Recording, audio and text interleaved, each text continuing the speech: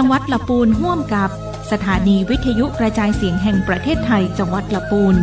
กรมประชาสัมพันธ์เสนอรายการผู้ว่าราชการจังหวัดละปูนพบประชาชนปะป้อเมืองอู้เรื่องละปูน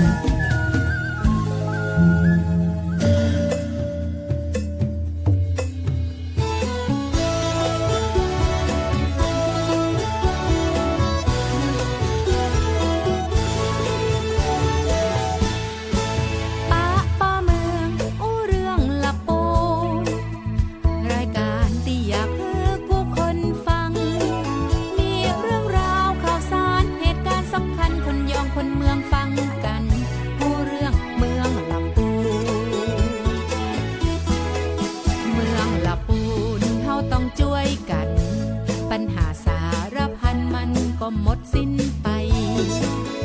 พี่น้องผู้คนห่วมใจแป่งเมืองละปูนฮือยิ่งใหญ่ตลอดกาลมีทุกฮ้อนหารือส่งเสียงผู้ว่าจะอยู่เคียงจะช่วยแก้ปัญหากำคึดดีๆหากท่านมีช่วยบอกมาผ่านรายการนี้นาปะป้อเมืองอู้เรื่องละปูป้อเมืองอู้เรื่องลำปูป้าป้อเมืองอู้เรื่องลำปูป้าป้อเมืองอู้เรื่องลำปูนะเจ้า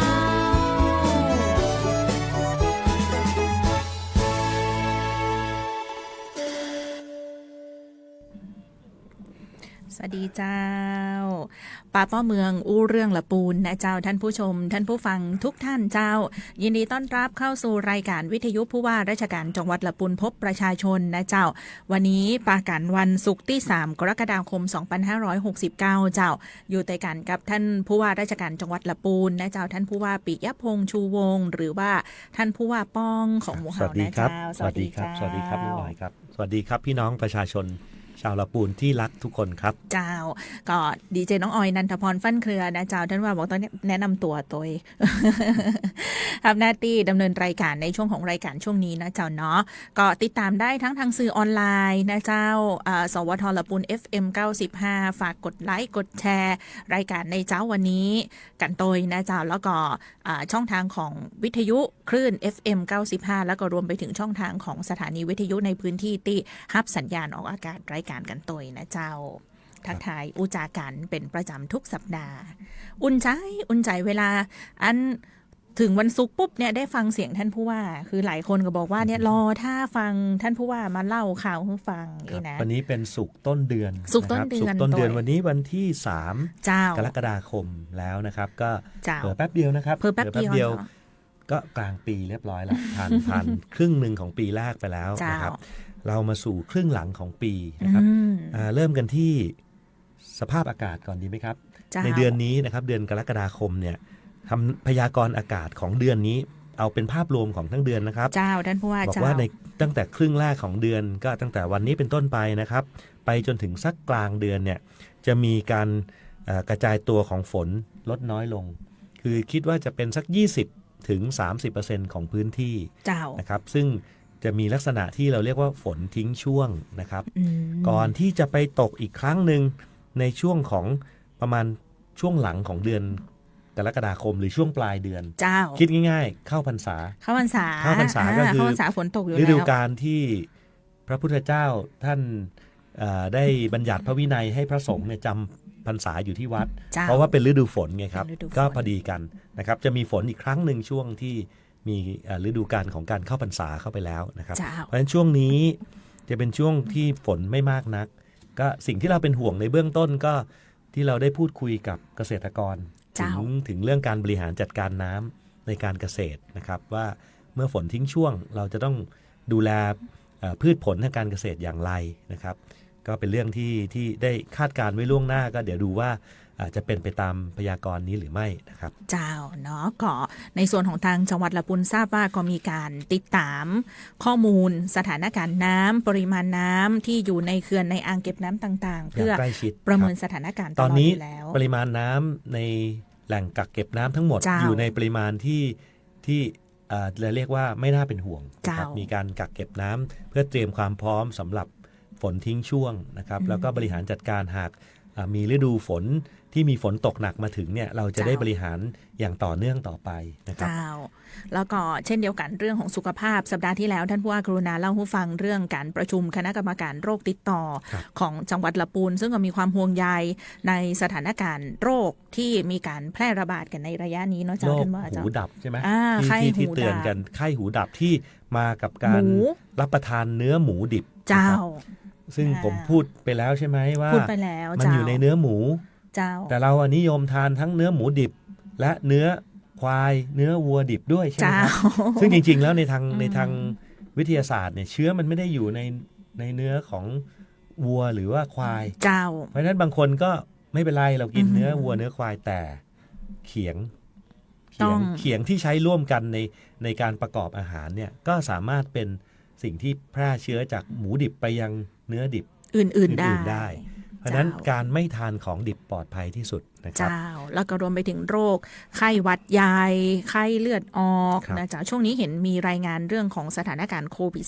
-19 ในสถานศึกษาอย่างก็เริ่มมีการติดเชื้อเริ่มมีระบาดใช่ไหมผมเองก็น้องออยทักว่าไม่สบายหรือเปล่าว่าจริงๆเสียงจะแห้งไปนิดนึงนะครับแต่ว่าก็ตรวจเมื่อเรารู้สึกไม่สบายให้ปลอดภัยที่สุดก็ซื้ออุปกรณ์มาตรวจทำสวอปเราเรียกว่าอะไรนี้สวอปเรียกติดปากสมัยโควิดเอาก้านสำลียางเข้าไปนะทำจนคล่องแล้วผมก็ตรวจไปแล้วตรวจมาแล้วปรากฏว่าไม่พบโควิดไม่พบไข้หวัดใหญ่ก็เพิ่มสบายใจไปแต่คุณหมอก็ดูแลให้ยาแก้ไอหรือว่าระงับอาการระคายคอมาเสียงอาจจะเป็นเพราะว่าใช้เสียงมากก็เป็นได้นะครับขอเดาได้ก่อนเจ้าว่าอาจจะเป็นเพราะว่าท่านผู้ว่าไปเชียร์กีฬาละปูนสัมพันธ์เกมก็เจ้าเพราะได้ยินหลายท่านฟังบอกว่าโอ้โหเนี่ยท่านผู้ว่าปองปลื้มอกปลื้มใจแล้วก็ดีใจขนาดสำหรับการจัดการแข่งขันต้องเรียนอย่างนี้ว่าคงไม่ใช่สาเหตุที่เสียงผมไม่มีเพราะการเชียร์กีฬาหรอกครับเพราะอะไรครับเพราะว่าผู้ว่าไม่มีสีเขาแบ่งกันเป็น8สีผู้ว่าเป็นกลางนะครับไม่ได้เชียร์ใครเลยแต่เชียร์ทุกสีอาจจะเป็นเพราะเชียร์ทุกสีแบบนี้นะฮะก็ส่วนหนึ่งก็วันนั้นก็มีกิจกรรมตลอดทั้งวันนะครับรวมถึงการประชุมกับคณะกรรมการเศรษฐกิจที่มาในพื้นที่ด้วยก็เลยมีเรื่องต้องใช้เสียงตลอดตั้งแต่เช้าจดเย็นนะครับเมื่อกี้พูดถึงเรื่องกีฬาเจ้าท่านผู้ว่าเจ้ากีฬาส่งเสริมสุขภาวะบุคลากรจังหวัดละปูนหรือที่ฮ้องกันว่าละปูนสัมพันธ์เกมน่าจะเป็นกีฬาที่มีการรวบรวมนะเจ้าส่วนราชการหน่วยงานภาคส่วนต่างๆที่มาเข้าร่วมกันเป็นครั้งประวัติศาสตร์ของละปูนเลยก็ว่าได้ไม่ทราบว่าบ่เคยมีจะอี้มาก่อนเลยคำถามเนี่ยไม่เคยมีจริงๆบ่เคยมีเลยเจ้าแล้วครั้งก่อนๆเคยจัดมาก่อนหรือไม่บ่เคยมีเลยเจ้านี่เราก็คิดว่าจัดกันมาต่อเนื่องหลายปีคือผมเองก็อยู่มาหลายจังหวัดนะครับกีฬาที่ไปร่วมแล้วรู้สึกตื่นตาตื่นใจมักจะเป็นกีฬาเยาวชนแห่งชาติกีฬาผู้อาวุโสแห่งชาติซึ่งบางจังหวัดก็เป็นเจ้าภาพหมุนเวียนสับเปลี่ยนไปผมอยู่สมัยเป็นรองผู้ว่าละนองก็ไปร่วมที่พัทลุงเป็นเจ้าภาพพอมาเป็นรองผู้ว่าที่ราชบุรีเป็นเจ้าภาพเองก็จะมีนักกีฬาจากทั่วประเทศเลยมาแข่งก็จะทำให้เกิดบรรยากาศของการแข่งขันกีฬาที่สนุกสนานนะครับมีความคึกคืนแต่อันนี้เป็นกีฬาจังหวัดซึ่งไม่ได้มีจังหวัดอื่นๆมาร่วมเนี่ยผมก็แปลกใจว่าทำไมผู้คนล้นหลามขนาดนี้ คือก็งงนะครับว่าที่ว่าปราบปลื้มกับความตื่นตาตื่นใจนี่คือความรักความสามัคคีที่แสดงออกให้เห็นผ่านการจัดงานครั้งนี้ครับมีผู้คนมาร่วมในวันที่27มิถุนายนนะครับวันเสาร์วันนั้นเนี่ยเป็นวันคือเขาแข่งกันมาสัก10วันแล้วล่ะแข่งกันมาล่วงหน้าแล้ว10กว่าวันตั้งแต่วันที่10ถึง26นะ16วันนะครับทีนี้พอวันที่27เนี่ยก็จะเป็นพิธีกระบวนพาเหรดมีการประกวดกองเชียร์มีการชิงชนะเลิศกีฬาฟุตบอลแล้วก็มีการแข่งขันกีฬามหาสนุกตลอดทั้งวันคนมาร่วมเท่าไหร่ทราบไหมครับ 4,000 กว่าคนมั้งอาจารย์ตัวเลขที่ออกมานะครับจากทุกๆหน่วยงานไม่รู้จะไล่แล้วเดี๋ยวจะไม่ครบนะแต่แบ่งกันทั้งสิ้นเนี่ยเป็น8สีเป็น8สีนะครับซึ่งแต่ละหน่วยก็มารวมตัวกันเป็นสีต่างๆนะครับก็จริงๆแล้วผมแทบจะลืมไปแล้วใครอยู่สีอะไรเพราะตอนจบเนี่ยผมก็ประกาศบอกว่าเห็นอยู่สีเดียวเลยคือตอนนี้คือสีของชาวจังหวัด ลาปูนที่มาร่วมแรงร่วมใจกันคือภาพที่ผู้ว่ามองไปยืนเห็นทุกคนยืนเนี่ยมันเป็นสีเดียวกันเลย สีมะขา สีมะขาสามัคคี แหม คิดได้ไง ไม่บอกก่อนเลยนะแหมสีมักคา สีมักคา เห็นแต่สีมักคา โอ้โห ซึ่งปรากฏต่อหน้านะครับวันนั้นก็ทุกคนพอเลิกงานแล้วก็สนุกสนานไม่มีสีแล้วครับเฮฮากันแล้วก็แยกย้ายกัน เจ้า ผลสรุปของการแข่งขันกีฬาเนี่ยใครได้ถ้วยได้แชมป์คงจะทราบกันไปนะครั เจ้า แต่ที่เป็นภาพจำเลยก็คือภาพที่ทุกคนร่วมแรงร่วมใจนะครับไม่น่าเชื่อว่าคน 4,000 กว่าคนจะมารวมกันได้ในวันเดียวขนาดนี้นะครับ เจ้า แล้วก็โชคดีที่ผลของการแข่งขันทั้งหมดไม่มีใครได้รับบาดเจ็บรุนแรงผมก็กลัวว่ากีฬา VIP อ่ะที่เราเรียกกีฬาอาวุโสเนี่ย กีฬาฟุตบอล จะมี VIP ผู้หลักผู้ใหญ่ไปเตะแล้วก็เกิดอาการเคล็ดขัดยอกอะไรปรากฏว่าก็ไม่มี เจ้า หน่วยพยาบาลซึ่งโรงพยาบาลลำพูนได้เตรียมไว้นะฮะถ้าดูในภาพ นี่ถ้าดูภาพ อจจะปรากฏ ท่านรองโยธิน เนี่ย ประสงค์ความดีรองผู้ว่า ลด้วย ราชการ ล จัง แข่ หวัด ขันฟุตบอล เบอร์ VIP 59 ครับ ก็ เจ้า ทีมการแพทย์เนี่ยเขาเตรียมอุปกรณ์ดูแล้วเหมือนกับเราดูฟุตบอลโลกเลยนะมีชุดเปรสนามมีรถพยาบาลรอไว้มีชุดกู้ชีพกู้ภัยทุกชนิดเลย เจ้า แต่ไม่ได้ใช้นะครับ เจ้า โชคดีที่วันนั้นไม่มีใครที่ได้รับบาดเจ็บหรือว่าเจ็บป่วยรุนแรง เจ้า ครับมี ทราบ แต่ ว่า สุขภาพที่แข็งแรงขึ้น คือ นะ ทราบว่าท่านผู้ว่าเองเนี่ยก็คือนโยบายตั้งแต่ก่อนหน้านี้ในช่วงของการเตรียมการจัดงานอยู่แล้วว่า เรื่องของความสะดวกเรื่องของความปลอดภัยเนี่ยต้องมาเป็นที่หนึ่งตัวเองเจ้า น้องออยทราบไหมครับ เจ้า พี่น้องประชาชน ท่านว่าเจ้า ที่รับฟังอยู่ผมอยากจะเล่าว่าการจัดงานแบบเนี้ยมันไม่ใช่เพียงเป็นแค่ความสนุกสนานนะครับมันได้แสดงออกถึงศักยภาพหลาย ๆ อย่างของพวกเรานะครับประการแรกเราแบ่งเป็นสีเป็นทีมเนี่ยมันเป็นกลยุทธ์ธรรมดาเท่านั้นเองที่ให้ทุกคนรู้สึกว่าตัวเองต้องหาชัยชนะให้กับตัวเองอ่ะ เจ้า แต่ที่สุดเนี่ยมันไปผ่านอะไรครับผ่านกระบวนพาเลทที่ทุกคนจะแสดงอัตลักษณ์ของหน่วยงานตัวเองนะครับหน่วยงานไหนดูแลรับผิดชอบเรื่องไหนก็พยายามเอามาประชาสัมพันธ์อยู่ผ่านการสื่อสารอยู่ในขบวนพาเลทเนี้ย เจ้า นะครับเดินไปถือป้ายไปรณรงค์เรื่องสิทธิเท่าเทียมของเพศรณรงค์เรื่องสุขภาพร่างกายรณรงค์เรื่องการไม่สูบบุหรี่ไฟฟ้า เรื่องของ นะครับ อุบัติเหตุ เรื่องอุบัติเหตุทุกคนก็พยายามจะเอาออกมาสื่อสาร เจ้า อันนี้ผมประการหนึ่งที่ผมชื่นชมนะครับแล้วก็การที่ทุกคนนะครับมาแต่งตัวเสื้อสีเดียวกันไปซ้อมร้องเพลงเพื่อจะมาแข่งกองเชียร์นะครับแพ้หรือชนะก็ไม่ได้สำคัญอะไรเท่ากับการที่ทุกคนเนี่ยได้ใช้พลังตรงนี้แสดงออก เจ้า และอย่างหน่วยแพทย์ที่ผมยกตัวอย่างเนี่ยหน่วยแพทย์อาจจะไม่ได้ทำงานหนักคือไม่ได้กู้ชีพกู้ภัยคนที่มีอาการหนักแต่การเตรียมความพร้อมนั่นแหละ สำ ห คั มา ญ ยค ที่ วาม สุด ว่านั่นนะคือการซ้อมรบนะครับคือการซ้อมรบก่อนที่จะต้องใช้งานจริงนะครับผมเองเนี่ยก็คุยกับคุณหมอว่าเหมือนกับที่ผมไปเดินขุนตาลน้องออย เจ้าท่านผู้ว่าเจ้า โยงไปนิดนึงว่าหน่วยแพทย์ไปด้วยนะครับ หน่วยแพทย์ไปด้วย แล้วก็แบกอุปกรณ์กู้ชีพกู้ภัยเดินไปกับผมเนี่ย เจ้า ไม่ได้ห่วงว่าผมจะไม่ไหวหรอกนะจริงๆก็คุยกันว่าผมไหวแน่นอน เจ้า แต่คุณหมอบอกว่า พร้อม เป็นการซ้อม ซ้อมด้วย ซ้อมว่าน้ำหนักของอุปกรณ์เท่านี้เดินเข้าไปในป่าในที่ต้องเดินเข้าไปในเทรลในที่มันไม่ใช่ทางปกติเนี่ยศักยภาพของตัวคุณหมอเองเนี่ยมีประมาณไหนนะครับแล้ววันนั้นก็ได้ช่วยนักท่องเที่ยวที่เกิดอุบัติเหตุ เล็กน้อย ไปโดนกิ่งไม้ข่วนเป็นแผลก็มีการปฐมพยาบาลทดสอบกัน เห็นท่านในแพทย์สาธารณสุขเป็นคนปฐมพยาบาลเองเลย นักท่องเที่ยวสุภาพสตรี2 รายนั่นนะเขาเซอร์ไพรส์มากนะเขาบอกว่าเขามาเดินเนี่ยก็โดนกิ่งไม้ข่วนเล็กๆนิดเดียวเขาไม่อยากเชื่อว่าจะมีแพทย์มาทำแผลให้ด้วยแต่อันนี้ก็คือเราเตรียมพร้อมสำหรับวันใดวันหนึ่งที่เราอาจจะต้องใช้งานเรื่องเหล่านี้นะครับ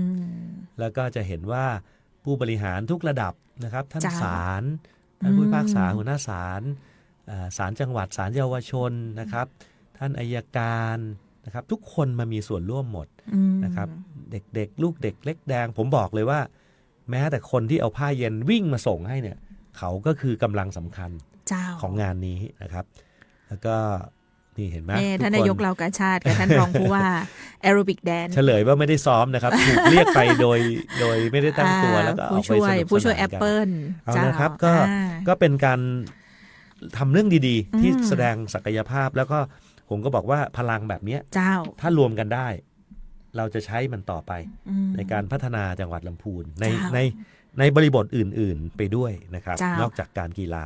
แล้วก็ขอเน้นย้ำไปถึงพี่น้องประชาชนที่อาจจะไม่ได้แข่งขันกีฬา อืม ถึงหมดฤดูกาลกีฬาสีไปแล้วเนี่ย เจ้า ออกกำลังกายอย่างสม่ำเสมอ อืม ต่อเนื่องร่วมกัน เจ้า ซึ่งกิจกรรมออกกำลังเดี๋ยวจะมีออกไปเป็นระยะ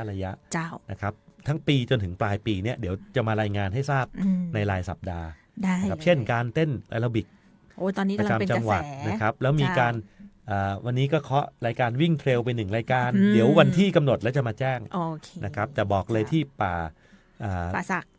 ไม่ yes ใช่ yes อ๋อ yes ป่าสัก ถูก ที่ ต้อง ท่าน แล้ว ว่า ครับ เตรีย บ้าม น การไว้ ป่าชุมชนบ้าน บ้าน ทราย ทราย ท ท อ อง ง แล้วก็เคาะแล้วว่าจะจัดแน่ เจ้า ครับแล้วก็ที่อื่นๆ อันนี้ประชาสัมพันธ์ด้วยว่าการแข่งขันวิ่งเทรลใด ๆ ก็ตามที่ เจ้า ที่มีผู้จัดขึ้นขออย่างเดียวครับ อืม ขอให้รายงานจังหวัดนิดนึง อ๋อ ขอประชาสัมพันธ์ตรงนี้ขอให้รายงานผ่านท่องเที่ยวและกีฬาจังหวัดก็ได้ครับ เจ้า หรือรายงานผ่านในอำเภอก็ได้ เพื่ออะไรครับ 1. ผู้ว่าราชการจังหวัดจะได้นำไปลงสู่ปฏิทินกีฬาประจำปีนะครับท่านจัดวันนี้เราจะได้ช่วยประชาสัมพันธ์ เจ้า ท่านมีบัตรจำหน่ายจะได้มีคนเข้าไปช่วยวิ่งช่วยสนับสนุนงาน อืม นี่ก็เป็นประโยชน์ข้อหนึ่งแต่ประโยชน์อีกข้อหนึ่งคืออะไรครับ การเตรียม จั ความ หวัด พร้อม จะได้ร่วมกันดูแลความปลอดภัยด้วยนะครับท่านจัดงานหนึ่งเนี่ยมีผู้มาร่วมวิ่ง300 คน500 คน เจ้า 1,000 คนบางงาน 2,000 คนอย่างงานแจ่มฟ้าเนี่ยหลักพันเนี่ยนะครับ อ่า เราจะได้บริหารจัดการเรื่องความปลอดภัยบนท้องถนน เจ้า นะรถลาที่จะวิ่งสวนกับนักวิ่งนะครับรวมไปถึงหน่วยพยาบาลที่ผมได้นำเรียนตอนต้น เจ้า ทุกหน่วยก็จะได้มาร่วมเตรียมความพร้อมนะครับขอให้ท่านบอกจังหวัดนิดหนึ่งผ่านอำเภอหรือผ่านหน่วยงานที่เกี่ยวข้องกับ คือส่วนใหญ่ ท่า ก็ ได้ จะเป็นภาคขององค์กรปกครองส่วนท้องถิ่น ครับ นะเจ้าภาคของวัดเนาะ จะมีโรงเรียนก็มีนะ โรงเรียน เมื่อวัน ย่างเงี้ย ก่อนก็มาขอลายเซ็น เจ้า ผู้ว่าราชการจังหวัดจารึกลงถ้วย อ๋อ แต่อย่างเงี้ยผู้ว่าก็จะรู้แล้วก็ลง เจ้า บันทึกไว้ละ เจ้า แล้วเดี๋ยวจะได้สั่งไปยังพื้นที่ว่าช่วยกันดูแลความปลอดภัยให้ เจ้า น้องๆด้วย คือไม่ได้ห้ามนะคือท่านจัดได้ ไม่ ต ห้าม ปก ไม่ห้าม ติ แล้ว บ้างก็เจ้า แล้วไม่ได้เป็นเรื่องที่เราสนับสนุนนะครับ อ่า เป็นเรื่องที่เราสนับสนุนเป็นนโยบายที่อยากจะให้ตรงเนี้ยทำให้จังหวัดเนี่ยกระจายการท่องเที่ยวไปสู่พื้นที่ต่างๆ ที่จัดวิ่งอยู่แล้วนะ เจ้า ครับ เพียงแต่ว่าขอคือแจ้งนิดนึง ใช่ครับ จะได้สนับสนุนเรื่องการประชาสัมพันธ์ แล้วก็การดูแลความปลอดภัยให้กับผู้เข้าร่วมกิจกรรมเพื่อเต็มที่นะเจ้าเรื่องของกีฬาละปูนสัมพันธ์เกมเจ้าท่านผู้ว่าเจ้าเพิ่นบอกว่าสถิติสูงสุดที่ผ่านมาเนี่ยคนจะร่วมอยู่ที่ประมาณ 1,500 ถึง 2,000 เต็มที่ละ แต่อันนี้คือละปูนสัมพันธ์เกมเนี่ยเปิ้ลบอกว่าประเด็นนี้ท่านผู้ว่าสร้างมาตรฐานไว้สูงมากเลย 4,000 กว่าคน 4,000 กว่าคน ก็เตรียม อ่า อาหารนะฮะตอนแรกเตรียม 3,000 กว่าหน่วย เจ้า ไม่พอนะครับ บ่พอ สุดท้ายต้อง เนอะ ไปสั่งอาหารเพิ่มเพราะว่าเดี๋ยวกลัวผู้เข้าร่วมจะ กิน ไม่ ไม่อิ่ มี ม เสบียงเพียงพอนะครับ เจ้าเนาะนี่ก็ ขอบ ถือ คุณ ว่า สปอนเซอร์ ผ่าไป ด้วยขอบคุณทุกคนที่ช่วยกัน เจ้า มีสปอนเซอร์หลายรายเลยที่ส่งอาหารมา เจ้า ช่วยมาดูแลกันนะครับ ปีหน้าจัดใหม่เนาะ ผู้ว่าไม่ได้เป็นคนจัดคนเดียวเพราะฉะนั้นเดี๋ยวต้องไปประชุมก่อน อ๋อ ต้องดูความพร้อมของไม่ใช่ว่า 4,000 กว่าคนเขาไปบ่นกันอยู่ว่าเหนื่อย เอ้ย ไม่เอาแล้วนะ อย่างนี้เราไม่รู้ ไม่ใช่ ต้องไปชั่งน้ำหนักดูก่อน เจ้าน นะครับ เนาะนี่ถ้าจะหันว่าในช่วงวันที่27เมื่อก่อนเราที่จัดเมื่อสัปดาห์ที่ผ่านมา ท่านผู้ว่าไล่ดูฟีดใน Facebook เนี่ยเต็มไปด้วย งานกีฬา งานกีฬา ก็เป็นความสุขที่เราสะท้อนออกไปจะให้ภาพความสุขของลำพูน เจ้า ออกไปให้เห็นให้จังหวัดอื่นๆเห็นด้วยนะครับ อ่า ผู้คนก็จะได้จดจำลำพูนในภาพที่ เจ้า ที่ดีๆนะครับ เจ้าซึ่งเดี๋ยววันนี้ท่านผู้ว่ามีเรื่องของละปูนที่เป็นกิจกรรมที่น่าสนใจหลายเรื่องเลยนะเจ้าเดี๋ยวรอติดตามรับฟังกันในรายการวันนี้นะเจ้ามีการขับเคลื่อนวาระของการแปลงเมืองละปูนสู่เมืองสร้างสรรค์ละปูนเมืองเดินได้เดินดีนะอันนี้เดี๋ยวมาเล่าให้ฟังเรื่องของศาลากลางจังหวัดละปูนหลังเก่าโดยนะเจ้าเดี๋ยวติดตามกันในช่วงของรายการ แต่ว่าก่อนที่จะไปถึงเรื่องนั้น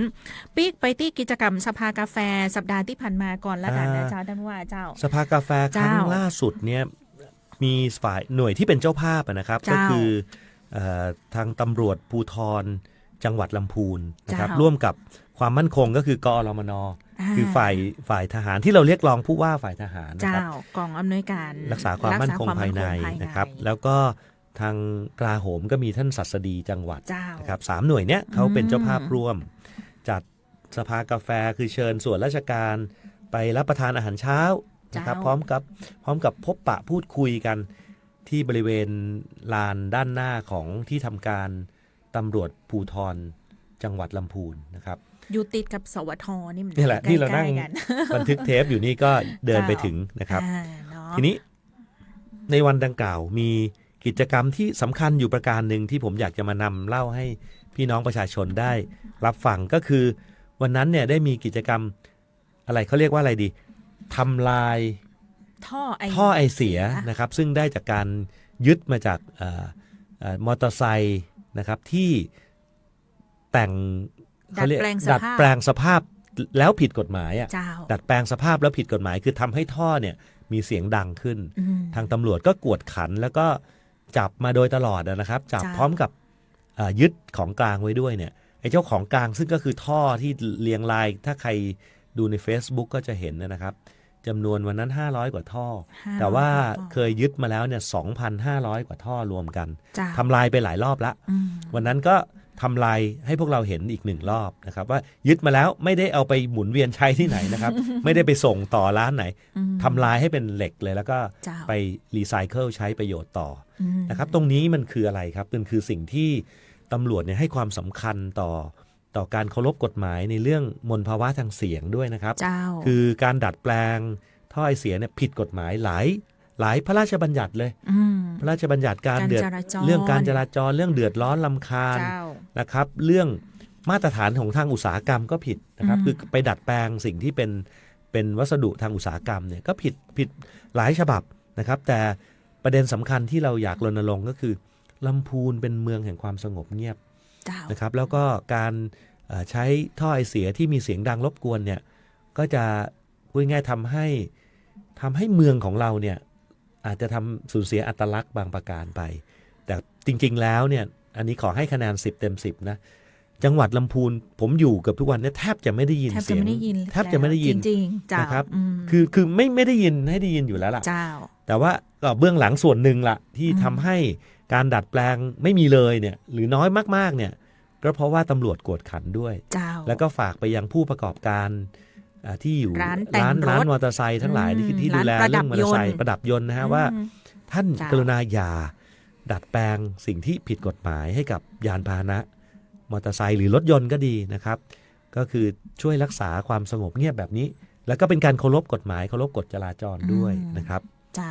แล้วก็แหมส่วนหนึ่งที่สำคัญเลยก็คือผู้ปกครองเนาะผู้ปกครองบางทีอยากจะมีรถเครื่องนะจ๊ะให้ลูกไปโรงเรียนไปเรียนหนังสือนะจ๊ะแต่ว่าในการสนับสนุนให้ลูกเนี่ยไปดำเนินการดัดแปลงสภาพรถเนี่ยถือว่ามีความผิดตามกฎหมายก็ฝากไปยังผู้ปกครองและคุณครูด้วยคุณครูโดยอาจารย์ที่โรงเรียนหากนักเรียนเอารถไปเดินทางเข้าไปที่โรงเรียนเนี่ยก็ช่วยกันกวดขันเรื่องนี้ด้วยนะครับมีครั้งหนึ่งเห็นมีทางด้านของท่านผู้บังคับการตำรวจภูธรจังหวัดลำพูนท่านก็เชิญผู้ปกครองเลยนะมารับทราบข้อกล่าวหาโดยเพราะว่าในกรณีที่เป็นเด็กๆเนาะอยู่ในความปกครองแล้วก็มีการแต่งซิ่งแข่งรถในทางอย่างเงี้ยนะซึ่งเป็นอันตรายแล้วก็ผู้ปกครองนี่ถือว่ามีความผิดตัวนะสำหรับความผิดเนี่ยนะครับถ้าเป็นร้านแต่งเนี่ยนะครับที่ไม่ผ่านการรับรองมาตรฐานอุตสาหกรรมนะคือสินค้าพวกนี้คือถ้าผิดกฎหมายด้านอุตสาหกรรมเนี่ยจะมีโทษจำคุกถึง6 เดือนนะครับแล้วก็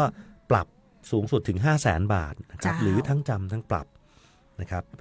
ก็อันนี้ก็เป็นโทษที่ค่อนข้างรุนแรงนะครับก็ฝากไว้คือทุกวันนี้ลำพูนเราถือว่าสงบเงียบดีละพวกเราช่วยกันรักษาสิ่งดีงามอันนี้ไว้ให้เป็นอัตลักษณ์ของเมืองเราเมืองที่กำลังจะบอกทุกคนว่าลำพูนรับฟังเป็นเมืองแห่งความเงียบเป็นเมืองที่ทุกคนมาเที่ยวแล้วก็จะได้ยินแต่เสียงแห่งความสงบสุขนะครับมาแล้วมีความสุขจิตใจสบายนะครับเพราะนั้นก็ช่วยกันดูแลต่อไปนะครับท่านผู้ว่าต้องชมไปทางท่านผู้การกับทีมงานของท่านนะเดี๋ยวนี้เปิ้ลจะมีเจ้าหน้าที่ตำรวจที่เป็นสายตรวจแล้วก็เวลาเปิ้ลขับรถไปตรวจตราตามจุดต่างๆเลยเนาะถ้าเจอรถแบบนี้เปิ้ลโบกจอดเลยแล้วก็มีการเอาคลิปมาเผยแพร่ทางโซเชียลมีเดียซึ่งสร้างการรับรู้คือสร้างการรับรู้ป้องปรามสำหรับคนที่จะคิดจะแต่งก็จะได้ทราบนะครับว่าตำรวจเอาจริงนะครับเนาะไม่หลุดลอดสายตาของเจ้าหน้าที่ตำรวจนะเนี่ยก็ถือว่าเป็นกระแสทางโซเชียลมีเดียมาสักระยะหนึ่งแล้วเหมือนกันก็เข้มข้นจริงๆฝ่ายความมั่นคงของจังหวัดลำพูนอันนี้ก็เป็นเรื่อง ถือว่าเป็นเรื่องดี เจ้า ๆที่จังหวัดลำพูนได้ทำมาอย่างต่อเนื่อง เจ้า นะครับ มีแฟนรายการ ขอบคุณทางตำรวจ ถา ภู ม ธรด้วย ว่าครับ เดี๋ยวท่านผู้ว่าอู้กำเมืองอยู่ก่อเจ้าท่านว่าเจ้าจะบอกท่านผู้ว่า1 คำตะกี้เห็นในภาพเนาะเปิ้นเอารถบด อ่า บดต่อมาก็เจ้า แล้วมันแบนเลย อ่าก ำเมืองเปิ้นว่าแบนแต๊ดแต่เจ้า เอ๊ะผมก็พูดแต่เด็กนะ แบนแต๊ด แบน แต่ ตะ นี่ แต่ นะ นี่ภาษาเดียวกันไม่ อันได้อยู่เนาะ แบนตะแต่ครับนี่แบนตะแต่ แบน ผม แต๊ด ยืน แต่ ยันเลย อันนี้ได้อยู่ แม่เมื่อกี้กระพริบตาถี่เลยนึกว่าจะ จะพูดอะไร จะพูดอะไรกับผมแล้ว ไม่ซ้อม ถ้า กัน บอก ก่อน แบนตะแต่นี่ไม่ต้องมาบอกเลยเป็นอยู่แล้วครับ ได้อยู่ ครับแบนแต๊ดแต่เลยอันนี้ แบนแต๊ดแต่เลยนะเจ้าเนาะอันนี้ ก็ ถือว่าเป็น น้องๆเยาวชนนะครับ กิจกรรมหนึ่ง ก็ขอบคุณที่ทุกคนช่วยกัน เจ้า รักษาความสงบเงียบนะครับ เวลาที่ขับขี่มอเตอร์ไซค์ อ่า แล้วก็ขี่ด้วยความมีวินัยด้วยนะครับ เจ้าทั้งนี้ทั้งนั้นก็เพื่อเป็นการรักษาความปลอดภัยเนาะในชีวิตและทรัพย์สินนะเจ้าอุบัติเหตุเกิดขึ้น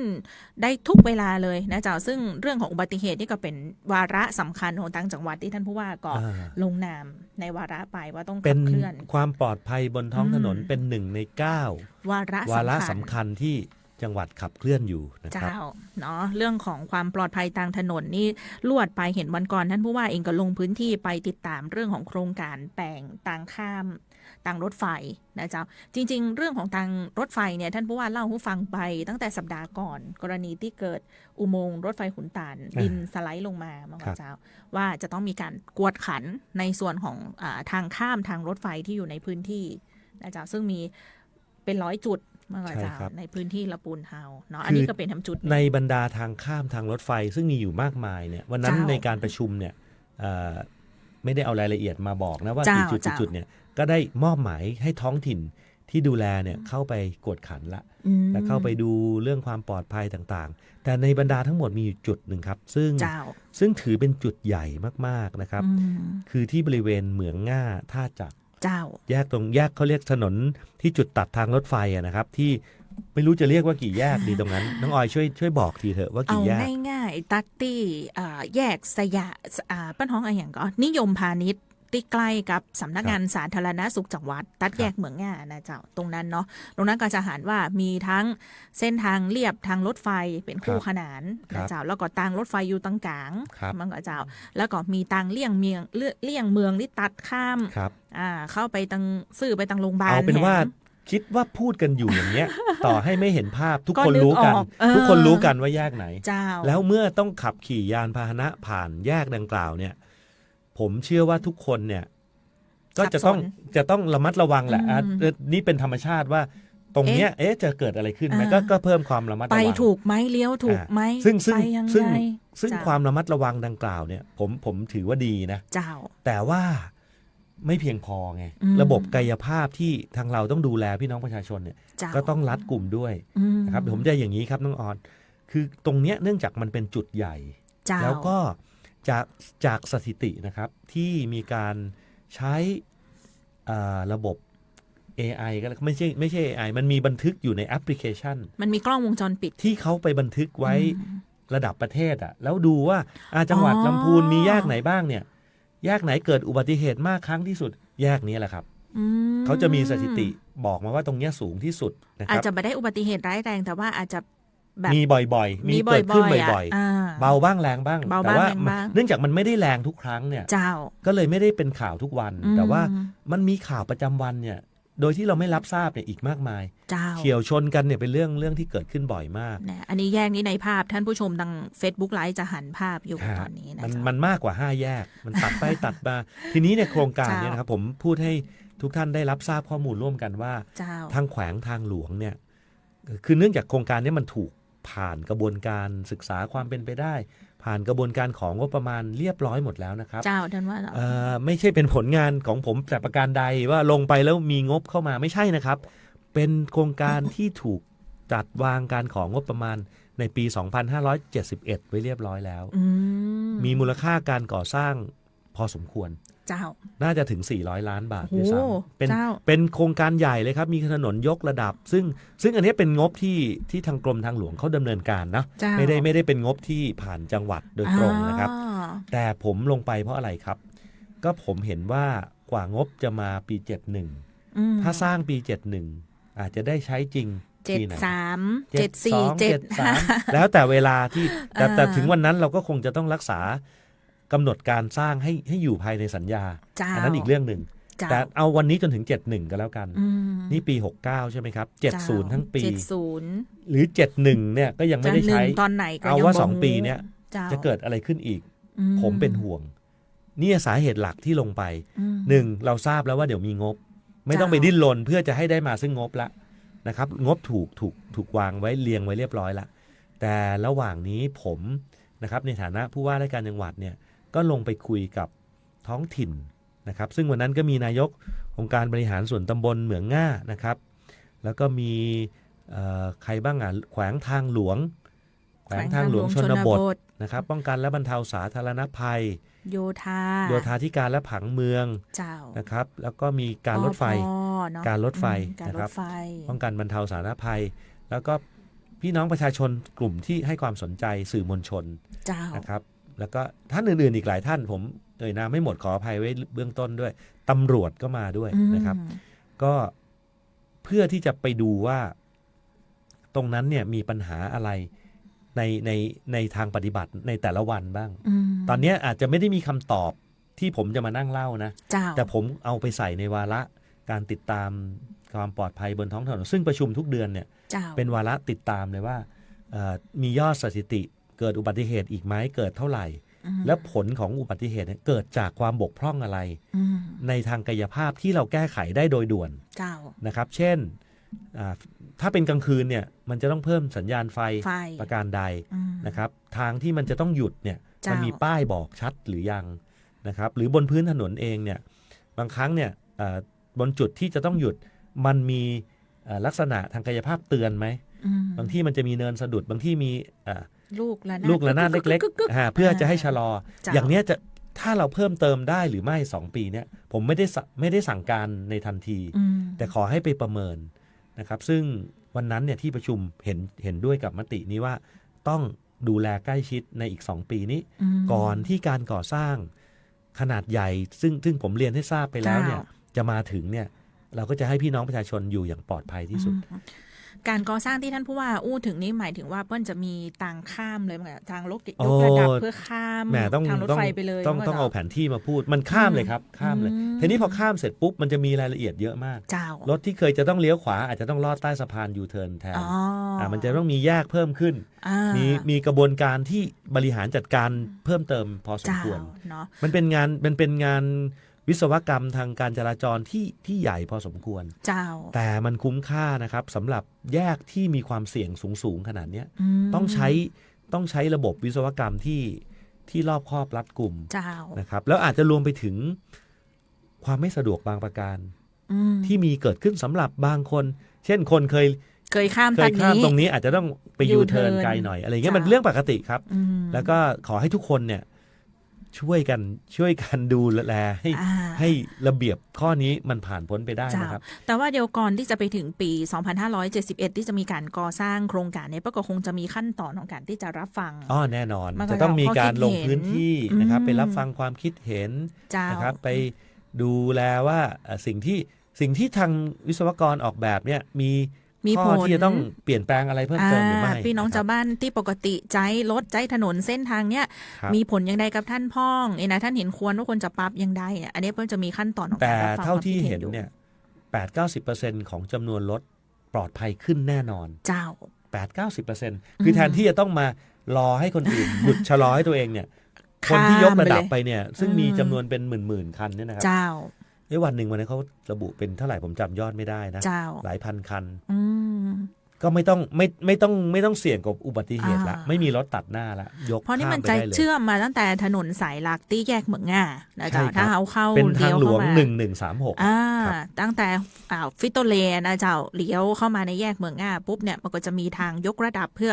ข้ามฝั่งไปถึงของถนนเลี่ยงเมืองเลยถ้าอยากเห็นภาพของการจราจรนี้ไปดูในรายละเอียดเพิ่มเติมของประชาสัมพันธ์จังหวัดก็ได้ที่ลงเอาไว้เป็นแผนผังตรงนี้นะครับเนาะอันนี้ก็ถือว่าเป็นโครงการหนึ่งที่จะเกิดขึ้นในปี 2571 แต่ด้วยความห่วงใยของท่านผู้ว่าอีก2ปีก่อนที่จะไปถึง71เนี่ยมันเราต้องดูแลกันทุกวันต้องดูแลอย่างนี้ครับแล้วก็เตือนสติไปยังทุกท่านที่ใช้รถใช้ถนนว่า อาวุธสำคัญในการป้องกันอุบัติเหตุเนี่ยเกาะกำบังอุบัติเหตุที่สำคัญที่สุดคือความมีสติและความไม่ประมาท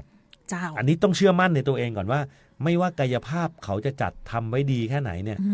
เราต้องมีสติ เจ้า เป็นหลักข้อที่หนึ่งก่อนนะครับส่วนเรื่องที่จะพัฒนาระบบกายภาพให้ดีขึ้นนั้นเป็นเรื่องที่เราจะช่วยดูแลอยู่แล้ว เจ้าท่านผู้ว่ามาเล่าให้ฟังแล้วก็คือคำแนะนำไว้เรื่องของทฤษฎีสวิตช์ชีทเมื่อก่อนที่ท่านมาอู้ในรายการดิจิอ้อยใช่จำได้ไปเล่าให้ท่านผู้ฟังแล้วก็ไปเล่าให้ลูกบ่าวฟังลูกชายปกติตื่นสายแล้วท่านผู้ว่าเจ้ากว่าจะตื่นแล้วกว่าจะไปโรงเรียนแล้วก็เฮ่งสแกนนิ้วไม่ทันต้องภายในเวลาเท่านี้เท่านั้นพอเล่าทฤษฎีคือฟังบอกเนี่ยท่านผู้ว่าเล่าให้แม่ฟังมาแบบนี้เดี๋ยวนี้ตื่นเช้าขึ้น การตื่นเช้าขึ้นเนี่ยลดอุบัติเหตุยังไงทราบไหมครับการที่เราไม่ต้องเร่งรีบการที่เราไม่ต้องเร่งรีบเขาบอกว่ากฎของฝรั่งเขาบอกว่างานสำคัญให้ไปก่อนครึ่งชั่วโมงนะการสำคัญนะวงเล็บนะแต่ถ้าผู้ว่าไปเปิดงานผู้ว่าไปตรงนะครับสังเกต ไม่ไปก่อนเพราะว่าอะไรวะเพราะว่ากำหนดการไปก่อนแล้วเดือดร้อนคนอื่นอันนี้ต้องผมรู้ตัวเองนะบอก6 โมงผู้ว่ามาซะ5 โมงครึ่งเนี่ยทุกคนไม่ยังบอกยังเตรียมเวทีไม่เสร็จเลยอันนี้ผู้ว่าก็ตรงไปแต่ถ้าผมไปงานที่จะต้องไปร่วมเช่นที่ไปประชุมที่กรุงเทพไปทำเนียบรัฐบาลนายกรัฐมนตรีผมจะไปก่อนครึ่งชั่วโมง1 ชั่วโมง1 ชั่วโมงได้ซ้ำสำหรับกรุงเทพมหานครแล้วการไปก่อนเนี่ยทำให้เราไม่ตื่นเต้นจนเกินไปนักอันนี้ใช้กับการสอบก็ได้นะนักเรียนน่ะไปถึงห้องสอบก่อนเวลาเนี่ยไม่ตื่นเต้นเกินไปนักสบายใจแล้วจะไม่ต้องไปนำเสนองานให้อาจารย์ก็สบายๆไม่ต้องรีบและตรงเนี้ยเวลาเราขับรถหรืออะไรเนี่ยไม่ต้องเร่งอุบัติเหตุก็จะน้อยลงไปด้วยนะครับเนาะอันนี้ถือว่าเป็นสิ่งหนึ่งที่เป็นเครื่องเตือนใจและเชื่อว่าจะเป็นประโยชน์กับพี่น้องชาวบ้านที่จะเอากันเล่าคือท่านผู้ฟังนะเจ้าเนี่ยคือท่านผู้ว่าแนะนำไว้ในรายการเนาะนี่คือเป็นการขับเคลื่อนนะเจ้าวาระวาระหนึ่งของทางจังหวัดที่ท่านผู้ว่าประกาศไว้9 วาระสำคัญของทางจังหวัดคือความปลอดภัยบนท้องถนนนะครับเจ้าไปถึงเรื่องของการขับเคลื่อนสู่เมืองสร้างสรรค์ท่านผู้ว่าแบบวงเล็บมาเลยบอกเรื่องนี้อยากเล่าให้ฟังมากเลยเป็นโครงการที่แหมน่าจะตรงใจเพราะท่านว่ามาถึงช่วงแรกๆที่ลำพูนเนี่ยจำได้ท่านก็เดินลำพูนเดินได้เดินดีและท่านไปพิสูจน์มาแล้วว่าท่านเดินในลำพูนแล้วท่านรู้สึกยังไงมาแล้วอย่างนี้ดีกว่าเอาแบบยังไม่มีโครงการลำพูนเดินได้เดินดีเอาแบบดิบๆเลยว่าผมมาเหยียบลำพูนครั้งแรกเนี่ยเชื่อไหมทุกเช้าตอนนั้นยิ่งโนเนมเลยเพราะว่าไม่มีใครรู้จักปิยพงษ์นะตอนนี้ยากขึ้นแล้วเพราะว่าเดินลำบากแล้วแต่ว่าตอนนั้นเดินสามารถจูงสุนัขไอ้โบโบเดินได้คนเดียวแล้วไม่มีใครรู้ไปแวะใส่บาตรกับท่านนายกเหล่ากาชาติแล้วก็เดินไปเดินมาแต่มีหลวงพ่อองค์นึงรับบาตรแล้วบอกว่านี่ใช่รองผู้ว่าที่มาใหม่ไหมตอนนั้นยังไม่ได้เป็นผู้ว่านะครับก็บรรยากาศที่เดินตอนนั้นเนี่ยรู้เลยว่าเฮ้ยเมืองลำพูนเนี่ยสุนทรีมากนะแล้วผมมาในช่วงเดือนพฤศจิกาจำได้ว่าผมมาถึง17 พฤศจิกาแล้วก็ช่วงต้นธันวาปีที่ผ่านมาเนี่ย12 องศาเท่านั้นเองตอนเช้าเป็นช่วงงานฤดูหนาวพอดีใช่ครับอากาศเย็นสบายนะครับแล้วก็รถลาเช้าน้อยเช้าเนี่ยแบบเดินไม่ต้องกังวลเลยเดินไปแวะซื้อของหาของกินนะครับแล้วก็เดินไปเรื่อยวันนั้นวันจำได้ว่ามีหลายบริบทนะผมเดินหลายวันเนี่ยไปเดินแวะดูร้านหนังสือเก่าที่เคยเล่าจำได้ไหมลำพูนบรรณาคารนี่ไม่ได้ไปอุดหนุนนานแล้วเนี่ยต้องเข้าไปใหม่นะครับซึ่งเป็นร้านในดวงใจผมจนถึงวันนี้นะครับแล้วก็สนามกีฬาอบจนะครับเดินไปเลยนะครับจากบ้านเนี่ยตอนนั้นยังไม่ได้เข้าจวนนะตอนนั้นอยู่บ้านพักใช่ตอนนั้นอยู่ตรงบ้านพักตรงติดกับไอ้ธนาคารเกาหลีอ่ะศูนย์คริสตจักรของเกาหลีนะตอนนี้ท่านรองเบญจวรรณท่านอยู่ก็บรรยากาศดีความทรงจำตรงนั้นเนี่ยคิดเลยว่าเดี๋ยวถ้าขับเคลื่อนได้นะต้องผลักดันให้เป็นเมืองเดินได้คิดในใจเลยปรากฏว่าวันหนึ่งเนี่ยก็ไปได้ฟังแนวคิดของอาจารย์ท่านหนึ่งที่กรุงเทพมหานครไปเข้าอบรมหลักสูตร Smart City นะครับเขาก็เชิญรองศาสตราจารย์ดร.นิรมนต์เสรีสกุลนะครับซึ่งเป็นอาจารย์ในคณะสถาปัตยกรรมศาสตร์จุฬาลงกรณ์มหาวิทยาลัยนะครับท่านก็พูดเรื่องตอนนั้นพูดถึงกรุงเทพมหานครว่ากรุงเทพเนี่ยอาจารย์นิรมนต์เนี่ยท่านไปช่วยทำ ช่วยกับผู้ว่ากทมผู้ว่าชัดชาติ ผู้ว่าชัดชาติว่าจะทำให้เป็นเมืองเดินได้เนี่ยผู้อยู่เบื้องหลังเนี่ยก็คืออาจารย์คือคนนี้เลย ใช่ครับมีเป็นคนวางไอเดียแล้วก็กำหนดพื้นที่ต่างๆเจ้าผมฟังแล้วผมก็นั่งคิดถึงแต่ลำพูนจนกระทั่งอาจารย์เขาบรรยายเสร็จเนี่ยผมเดินไปเชิญมาที่ลำพูนบอกว่าอาจารย์ช่วยมาเป็นวิทยากรให้ชาวลำพูนเนี่ยแต่มันอะไรต่ออะไรมันประจวบเหมาะยังไงรู้ไหมประการแรกเลยอาจารย์นิรมนต์เคยมาลำพูนแล้วแล้วเคยทำแผนนี้ให้กับลำพูนแล้วด้วยนะครับแต่ว่าเป็นการคุยกับเทศบาลเมืองลำพูนเจ้าโกบุญเนี่ยแหละโกบุญแล้วก็โกบุญก็ขับเคลื่อนไว้ในระดับหนึ่งในระดับหนึ่งพอผมเนี่ยซึ่งเขาหายไป2 ปีเนี่ยนะเจ้าผมก็ไปเชิญแต่อาจารย์นิรมนต์ไม่ได้บอกนะว่าเคยมานะตอนนั้นไม่ได้ผมไม่รู้อะไรเลยนะเจ้าก็อาจารย์นิรมนต์บอกได้ค่ะเดี๋ยวจะมาช่วยแต่ต้องขออนุญาตคณะบดีสถาปัตยกรรมศาสตร์ก็คืออาจารย์รองศาสตราผู้ช่วยศาสตราจารย์สลายุทธทรัพย์สุขท่านคณะบดีคณะสถาปัตย์ซึ่งเป็นผู้บังคับบัญชาของอาจารย์ของอาจารย์ผมก็เนื่องจากผมรู้จักกับคณะบดีผมก็เลยพูดด้วยวาจาผมจะขออนุญาตเชิญอาจารย์นิรมนต์มาบรรยายเรื่อง walkable city นะครับหรือเมืองเดินได้เดินดีเนี่ยอาจารย์คณะบดีก็บอกว่าอนุญาตแต่ขอไปด้วย ก็เลยกลายเป็นว่าท่านคณะบดีมาด้วยเมื่อวานแล้วก็มานั่งเสวนากันนี่ไงคือคนนี้มากกว่าเจ้าอาจารย์นิรมนต์ที่กำลังบรรยายท่านนี้เลยไปดูได้ในภาพข่าวเมื่อวานนี้นะครับมีวันศุกร์นะนี่เราออกอากาศวันศุกร์เมื่อวันพุธนะครับก็มีภาคเอกชนมากันจำนวนมากผมเน้นคำว่าภาคเอกชนเพราะอะไรครับผมคิดว่างานแบบนี้จะต้องฝังความคิดทั้งหมดเนี่ยให้มันระเบิดออกจากความคิดของเจ้าของเมืองไม่ใช่ผู้ว่าไม่ใช่หัวหน้าส่วนเจ้าของเมืองและผู้นำท้องถิ่นคนที่อยู่ในพื้นที่จริงๆใช่ผู้ว่าอาจจะถูกย้ายสลับสับเปลี่ยนแต่ความคิดนี้ถ้าดีจริงจะต้องอยู่ในยุทธศาสตร์เมืองซึ่งเมื่อวานนี้ถูกฝังไว้ในยุทธศาสตร์เมืองแล้วนะครับยุทธศาสตร์จังหวัดลำพูนปี71ถึง75มีการเขียนแล้วว่าจะขับเคลื่อนลำพูนสู่เมืองเดินได้คำว่าเมืองเดินได้ให้นึกภาพเมืองระดับโลกทั้งหมดนะครับเมืองไหนก็ได้ครับน้องออยเวลาพวกเราชอบซื้อตั๋วเครื่องบินไปเที่ยวผมไม่ได้ไปเที่ยวเมืองนอกมานานแล้วนะแต่ไม่รู้ใครไปเที่ยวบ้างอ่ะต้องเดินอ่ะถามว่าไปทำอะไรก็ไปเดินดูบ้านเมืองเขาบางคนไปญี่ปุ่นไปอะไรเนี่ยก็ไปเดินอยู่เมืองไทยไม่เดินนะไปเมืองจีนไปเดินเดินให้ไหลเขาให้เดินเท่าไหร่ก็เดินจอดรถแล้วก็เดินกันจนเหนื่อยทั้งวันอ่ะแล้วก็รู้สึกว่าทำไมมีความสุขเพราะว่าเมืองเขาเอื้อให้เดินไงครับนะครับซึ่งตอนนี้ต้องยอมรับว่ากรุงเทพมหานครเองเนี่ยก็พัฒนาจุดนี้ไปได้เยอะพอสมควรผมซึ่งเป็นคนกรุงเทพมากว่าครึ่งชีวิตเนี่ยนะแต่มาทำงานเป็นรองผู้ว่ามา 5-6 ปีแล้วมาเป็นผู้ว่าแล้วเนี่ยกลับไปกรุงเทพแต่ละปีเนี่ยจะพบว่ากรุงเทพเปลี่ยนไปทุกครั้งเลยเพราะกรุงเทพเดินได้มากขึ้นแล้วผมลงจากลาดพร้าวผมอยากจะเดินไปตรงนู้นตรงนี้เนี่ยผมไม่ต้องเอารถออกละแถมยังมีการเชื่อมโดยรถไฟฟ้ารถใต้ดินช่วยกันนะครับรถจักรยานใช่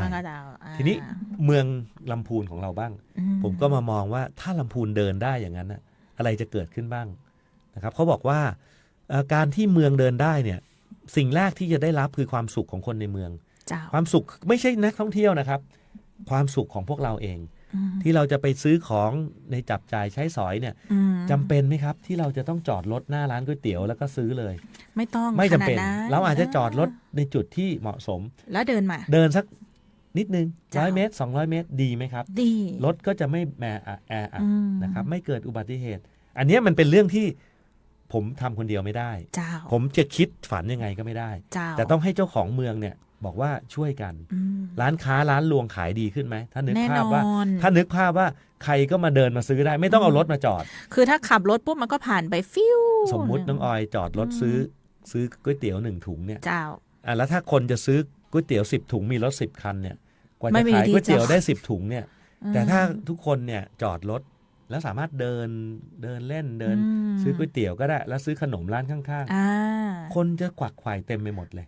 แล้วคนที่ไม่มีรถอีกจำนวนหนึ่งนะครับแล้วความปลอดภัยล่ะอันนี้เป็นจินตนาการที่คนที่วางแผนเนี่ยเมื่อวานเราคุยกันแล้วก็มีภาพจำลองให้เห็นว่าถนนอินทยงยศนะครับถนน จำชื่อไม่ได้ตัดขวางอินทยงยศถนน รถแก้ว แล้วมีอีกถนนหลายถนนเลย เจ้า เรื่อง สีบุญเรือง ทุกเอาเป็นว่าในคูเมืองทั้งหมดเนี่ย เจ้า เขาก็พล็อตมาหมด จริงๆมันมีผังมาละผมก็บอกภาพมันเริ่มเห็นแล้วแล้วเขาเขียนมานานแล้วไม่ได้มาเขียนเมื่อวานนะเขาเขียนมา 2-3 ปีแล้วใช่ผม เห็น ก็บอก มา ว่า สักระยะหนึ่งแต่ว่ามันเงียบไปเหมือนท่านผู้ว่า แล้วถ้ามันจะเดินให้ยุทธศาสตร์นี้เป็นจริงมันต้องทำอะไรบ้าง เจ้า เทศบาลทำอะไรก็ต้องดูหน้าที่นะครับใครจะต้องดูแลกำกับเรื่องไหนก็ไปดูกันผมทำอะไรรู้ไหมผมก็ต้องชวนทุกคนเดินสิผมก็บอกว่าเอางี้ก็แล้วกันในวันที่โคมแสนดวงได้ห้อยไปเรียบร้อยแล้วเนี่ยฝนก็ไม่มีละผมจะเดินกับทุกท่านอาจจะมีจำลองแผนที่1เดินไปตรงไหนก็มีคนส่งมาแล้วล่ะแต่ว่ายังไม่ได้เคาะออกมาเท่านั้นเองแล้วถ้าเดินไปเนี่ยใครจะเดินกับผมบ้างก็เดินหัวหน้าส่วนจะเดินประชาชนจะเดินถ้าผมเดินได้อย่างดีและปลอดภัยเนี่ยทุกคนเดินตามได้ข้ามถนนตรงนี้นะตรงนี้มีทางข้ามหรือยังถ้าไม่มีหน้าที่ใครจะต้องไปทาสีทางข้ามและคนที่ขับรถต้องทำหน้าที่อะไรเรื่องเหล่านี้มันต้องเป็นยุทธศาสตร์เป็นยุทธศาสตร์ที่ทุกคนร่วมกันซึ่งถ้าลำพูนเดินได้ทั้งเมืองนะครับเราไม่ต้องเชิญนักท่องเที่ยวเลยมาเองไม่ต้องเชิญเลยครับทุกคนก็อยากมาเดินเพราะตัวเมืองลำพูนเป็นเมืองที่มีเสน่ห์อยู่แล้วนะครับแล้วจริงๆศักยภาพของเมืองเนี่ยเขาวางแผนไว้เดินอยู่แล้วล่ะเพียงแต่ทุกวันนี้เราหลงลืมแล้วเราไปให้ความสำคัญกับรถมากเกินไปใช่คือเหมือนคนเดินเนี่ยกลายเป็นคนที่แปลกๆเดินไปไหนเนี่ยทีนี้ถ้าเราบอกว่านี่คือเมืองของคนเดินเนี่ยพอจ้าเอ๋กันบนถนนรถกับคนเดินต้องหยุดให้ใครต้องหยุดให้ใครรถต้องหยุดให้คนนะทีนี้นี่คือหลักสากลใช่ไหมครับก็เราก็จะได้ปรับพฤติกรรมเหล่านี้ร่วมกันอันนี้แหละครับเมื่อวานเนี้ยสิ่งที่เราคุยทั้งหมดเนี่ยมันถูกแตกแยกเป็นบริบทต่างๆเต็มไปหมดเลยคุยกันแล้วก็เราคงไม่ได้จบแค่การสัมมนาเมื่อวานเราถูกวางไว้ในยุทธศาสตร์จังหวัด5 ปี 71 ถึง 75หมายความว่าในปี 71 เป็นต้นไปเนี่ยหากจะมีการของบประมาณเพื่อมาสนับสนุนความเป็นเมืองเดินได้ก็ง่ายขึ้นละเพราะสำนักงบหรือสภาพัฒน์ก็จะเห็นว่าลำพูนเอาจริงกับเรื่องนี้ใช่ไหมครับเอาจริงๆนะคุณผู้ฟังเพราะว่าคือก่อนหน้านี้เหมือนท่านผู้ว่าเล่าฟังมันเคยเกิดขึ้นกับโครงการนี้ในส่วนของเทศบาลเมืองร่วมกับหน่วยงานภาคส่วนของเอกชนในอย่างนี้ครับเคลื่อนไปนะจ๊ะแต่ตอนนี้ท่านผู้ว่าบอกมันถูกบรรจุอะไรมันจะบังเอิญว่าผมไปพบเจอ สิ่งที่คนลำพูนคิดไว้ก่อนแล้วด้วยซ้ำที่แต่ว่ามันถูกเบรกไว้มันอาจจะไม่มีความต่อเนื่องเนี่ยทีนี้ตอนเนี้ยเรื่องของเมืองลำพูนเดินได้เดินดีเนี่ยมันกลายเป็นว่าไปอยู่ในการขับเคลื่อนเมืองสร้างสรรค์เนาะเมืองสร้างสรรค์บนความพอเพียงของเราซึ่งเป็นยุทธศาสตร์การพัฒนาจังหวัดอยู่แล้วเนี่ยนะเจ้าเนาะเพราะฉะนั้นเรื่องนี้เกิดขึ้นแน่นอนผมว่าเรื่องเมืองเดินได้เดินดีเนี่ยผมคงมีอะไรมาคุยให้ท่านฟังทุกอาทิตย์แหละนะครับแล้วก็เมื่อวานนี้ที่ผมฝากไว้ในที่ประชุมคืออำเภออย่าน้อยใจเราอาจจะใช้คูเมืองเป็นหัวข้อในการเสวนามากหน่อยแต่จริงๆแล้วผมคุยกับนายอำเภอผ่านที่ประชุมบอกว่าทุกคนก็ต้องไปหาแลนด์มาร์กตัวเองว่าจะให้เดินตรงไหนแล้วก็ค่อยๆขับเคลื่อนไปครับอย่างวันนั้นไปแม่ทาที่บอกว่าไปทำฝายอ่ะข้างหลังนะผมเดินตั้งเยอะนะนั่นน่ะก็ปักหมุดไว้ก่อนสิใช่ไหมครับแล้วจะเชื่อมจุดขึ้นมาเดินไปไหนต่อค่อยไปคิดแต่ไอ้ที่มันเดินไว้อยู่แล้วเนี่ยก็รักษาสภาพไว้ดูแลความสะอาดไว้ดูความปลอดภัยนะครับดูแสงสว่างเขามีหลักเยอะครับไอ้จุดเนี้ยกลางคืนมืดไหมกลางคืนมืดใส่แสงสว่างไปอย่างนี้เป็นต้นนะครับโอ้ฟังแล้วรู้สึกมีความสุขแค่ฟังก็มีความสุขแล้วท่านว่าแล้วเดี๋ยวถ้าไปเดินจริงๆมันจะมีความสุขขนาดไหนทีนี้ควิกวินคือชัยชนะอันใกล้ที่ใกล้มือเนี่ยไม่ต้องรอนานก็คือช่วงโคมแสนดวงได้เดินแน่นอนผมได้พาเดินแน่นอนครับจริงๆเรื่องของโคมแสนดวงตั้งแต่ปีที่แล้วที่ท่านผู้ว่ามาเนี่ยท่านก็บอกเป็นห่วงเรื่องของการเดินของนักท่องเที่ยวที่จะเดินในเมืองไปปรับเรื่องทางม้าลายนี่แหละเราปรับไปทีแล้วแต่ก็ยังน้อยกว่าที่ผมรู้สึก10 กว่าที่14-54แต่ว่าอย่างนี้น้องออยในเขตเมืองใจผมยังเพิ่มอีกเยอะเลยอยากเพิ่มเดี๋ยวจะเพิ่มอีกเยอะเลยเพราะว่าอยากจะให้มีทุกจุดตัดนี่ยังขาดอยู่เยอะเลยเดี๋ยวค่อยๆเติมกันเดี๋ยวค่อยๆเติมกันน้อยจากเนาะเดี๋ยวคงมีรายละเอียดเรื่องนี้มาเล่าให้ฟังตลอดอย่างที่ท่านผู้ว่าได้แจ้งไปนะเจ้าส่วนแห่งเรื่องหนึ่งท่านผู้ว่าเจ้าทราบว่ามีการ MOU ความร่วมมือในการที่จะทำเรื่องของสารกลางละปูนหลังเก่าผมจะบอกว่าเมื่อกี้พูดถึงเมืองเดินได้ใช่ไหมเราเนี่ยจะเดินจากจุดหนึ่งไปจุดหนึ่ง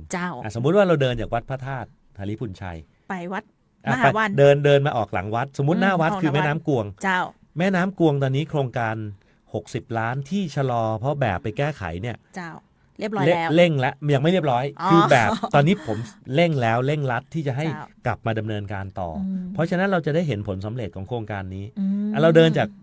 วัดพระธาตุไปหน้าวัดข้ามไปแม่น้ำกวงเราเดินไหมเดิน แต่ถ้าเราออกหลังวัด อืม เราออกหลังวัดมาเจออะไร ศาลากลางหลัง อ่ะ เก่า เจอถนนรถแก้ว ถนนรถแก้ แล้ว ว เลี้ยวขวานิดนึง เจอศาลากลาง เจอศาลากลางหลังเก่า นี่เดินไหมก็เดิน เพราะฉะนั้นเราก็จะต้องมาร้อยเรียงจุดที่เป็นจุดหมาย อืม นะครับที่เราต้องปักหมุดไว้ เจ้า อาจจะมีพิพิธภัณฑ์ต่อ อ่า แต่นี่มาแวะที่สารกลางก่อน เจ้า สารกลางเนี่ยตอนนี้มันถูกปล่อยล้างไว้หน่อยหนึ่ง ม อาจจะมีที่ทำการของหน่วยงานบางหน่วย บางหน่วย เช่นสตง เจ้า นะครับหรือบางหน่วยที่เขาอาศัยอยู่เนี่ย จ้ะ แต่มันใช้ประโยชน์ไม่เต็มที่ อืม เมื่อวานที่ผ่านมาเนี่ยนะครับวันที่ 29 มิถุนายนนะครับที่อบจ อืม ทางธนารักษ์พื้นที่นะครับโดยคุณภูนพศิรินภาพันธ์ท่านธ เจ้า นารักษ์พื้นที่จังหวัดเนี่ยก็ได้ดำเนินการลงนามใน MOU ระหว่างองค์การบริหารส่วนจังหวัด ก็คือนายกวีระเดชผู้พิสิทธิ์หรือนายกเฮงเนี่ยนะครับ เจ้า คือวันนั้นเนี่ยมติของการประชุมเนี่ยเขาบอกว่าอบจต้องรับไปดูแล มติของคณะกรรมการเมืองเก่า เมืองเก่าฮะ อ่า ซึ่งเป็นมติที่มีมาตั้งแต่ปี 66 นั่นแหละ เจ้า นะครับเราก็มาย้ำมติแล้วก็ส่งมอบ แต่ว่ากระบวนการส่งมอบพื้นที่นั้น เดี๋ยว ยัง จะเป็นเรื่องที่มหาดไทยส่งอีกทีหนึ่งอย่างนี้ยังไม่เรียบร้อย อัน นะ นี้ ค ยั รับ งไม่เรียบร้อย แต่ที่ลงนามคืออะไรครับ ลงนามไว้ล่วงหน้าเลย ว่าอบจเนี่ยจะต้องดูแลพื้นที่สารกลางหลังเก่า ซึ่งมีหมายเลขเขามีหมายเลขของเขานะเดี๋ยวหมายเลขทะเบียนแปลงพัสดุที่ลพ425 นะครับ 425 จะต้องดูแลให้พื้นที่ จะบอก แห่งเนี้ยเป็นพื้นที่เรียนรู้ประวัติศาสตร์ อ๋อ วัฒนธรรม และภูมิปัญญาท้องถิ่นของจังหวัดลำพูน รวมถึงเป็นที่สาธารณะสำหรับทุกคนในการจัดกิจกรรมสร้างสรรค์ ที่เราเรียกเป็นภาษาอังกฤษด้วยว่า Public Space อืม แต่ถ้าเอาไปห้ามไปทำอย่างอื่นนะ ทำอย่างอื่ คุณ น ต้ ไม่ อง ได้ ทำเรื่องเหล่านี้ทำเรื่องเหล่านี้ เจ้า ทำเรื่องที่ทุกคนใช้ประโยชน์ อืม ทำเรื่องที่ส่งเสริมอัตลักษณ์เมืองศิลปะวัฒนธรรม อืม นะครับภูมิปัญญาท้องถิ่น เจ้า นะครับนั่นคือเนื้อหา MOU เป้าหมายที่จะดำเนินการ จริงๆ ไม่ใช่อยู่ดีๆ แล้วก็นึกทำ MOU นะ อืม อันนี้เป็นเรื่องที่กรมธนารักษ์ได้กำหนดเอาไว้ อ๋อ นะครับว่าเมื่อ เป็น เอา นโยบายของ เป็นนโยบาย ทง ครับ กรม เขาอยากจะเห็นว่าเมื่อมีใครรับผิดชอบที่เป็นที่หลวงเนี่ย ที่หลวงที่ราชพัสดุ ที่ราชพัสดุเนี่ย อืม คุณจะต้องดำเนินการไม่หนึ่งก็สองก็สามหนึ่งอาจจะไปเป็นที่ทำการของ หน่วยงาน หน่วยงานรัฐนี่ก็ จ้ะ หนึ่งเป็น อ่า ส่วนหนึ่ง แต่อันนี้ไม่ใช่ อันนี้ อ่า เน้นเป็นอย่างที่บอกก็คือเน้นศิลปะวัฒนธรรม อืม ก็เป็นที่มาของ MOU แล้วคือเหมือนประจวบเหมาะของละปูนเฮาก็มีพื้นที่ของสารกลาง นี่ไง หลังเก่า แล้วมัน พดี ทุกอย่างมันลงตัวไหมล่ะครับ อืม ถ้าตรงเนี้ยมันเดินไปเนี่ย เจ้า แล้วมีการก่อสร้างทำทุกอย่างตามแบบแผนที่บอกไว้ใน MOU เนี่ย เจ้า แล้วก็เป็นไปตามมติของชาวเมืองด้วยนะ ที่ เจ้า ไปเขาเรียกอะไรไปประชาคมกันมาเรียบร้อยเนี่ย อืม เมืองจะน่าอยู่แค่ไหน อืม นะครับแล้วนึกภาพในอีกปี 2 ปี 3 ปีค่อยๆขับเคลื่อนไปเนี่ยผมว่าลำพูนจะเป็นเมืองที่ไม่ต้องตะโกน อืม ไม่ต้องตะโกนเพราะเราเงียบ เรา ถ้าอยากมาฟังเสียงหัวใจตัวเองต้องมาที่ลำพูน มันจะเป็นเสียงของความเงียบที่ดังออกไปแล้วคน อืม ก็จะเดินเข้ามาหาเราเองนะครับ เจ้า ท่านผู้ว่าเจ้าวันนี้รู้สึกว่าคุยกับท่านผู้ว่ากับท่านผู้ว่าในรายการนี้มีความสุขเหลือเกินเลยนะเจ้า ว่ามีหลายเรื่องเลยที่มาเล่าคือพี่น้องชาวละปูนเฮาได้รับทราบถึงแนวทางการขับเคลื่อนการพัฒนาเมืองของเฮา ครับ ทั้งเรื่องของมิติของการ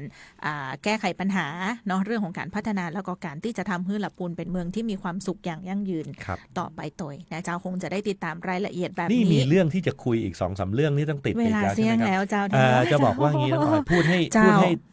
ให้ติดตามตอนต่อไปกันนิด อ่า นึงว่า อ่า เราอยู่ในเดือนกรกฎา เจ้า เดือนนี้จะเป็นเดือนแห่งความสำคัญหลายประการ หลายประการ นะครับ เจ้า เดี๋ยวจะมี ช่วง พิ ปลา ธี ยเดือน การ มีวันหยุด สำคัญวันที่เราเป็นวันที่พวกเราน้อมจิตน้อมใจร่วมกัน เจ้า นะครับไม่ว่าจะเป็นวันเฉลิมพระชนมพรรษา ใช่แล้วเจ้า ของในหลวงรัชกาลที่ 10นะครับ วันที่28เนาะ ครับผม เจ้า วันที่ 28 28แล้วก็วันเข้าพรรษา วันเข้าพรรษา อาสาฬหบูชา เจ้า ซึ่งเป็นกิจกรรมใหญ่ อ่า นะครับแล้วก็จะมีกิจกรรม ท่องเที่ยวใช่ไหมครับที่น้องออยอาจจะนำมาฝากกัน ใช่ๆ อยู่ในช่วงเวลาดังกล่าวด้วย รถไฟไปทำบุญขึ้นรถไฟไปทำบุญเคยเกริ่นไว้แล้ว ตอนนี้ลงทะเบียนได้แล้วนะเจ้า ครับ เนาะ ไอ้ร กิ ถ จกรรม ไฟนี่ตอนนี้เป็นไวรัลจริงๆ ไว นะ รัลจริงๆ แล้วเดี๋ยวคราวหน้าคงต้องมาคุยกันหน่อย จี ว่าน มาเพียบเลย ไอ้5 หยวนที่มาเนี่ยแล้วเขาเที่ยวไหนกันยังไงกันเดี๋ยวเราคงต้องนำมาคุยกันบ้าง เจ้า ละ พอสอ นะครับ จีนเรามาเพียบเลยช่วงนี้นะเจ้าเนาะวันนี้รายการเวลาเสี่ยงแต่แล้วนะเจ้าท่านผู้ว่าป้องปิยพงษ์ชูวงศ์ผู้ว่าราชการจังหวัดลำพูนดีเจน้องออยและก็ทีมงานลาทุกท่านไปเพียงแต่อี้แล้วขอบพระคุณทุกท่านนะเจ้าสวัสดี สวัสดี เจ้า ทุกท่านนะครับ สวัสดีครับ สวัสดีท่านว่า ดีครับ เจ้า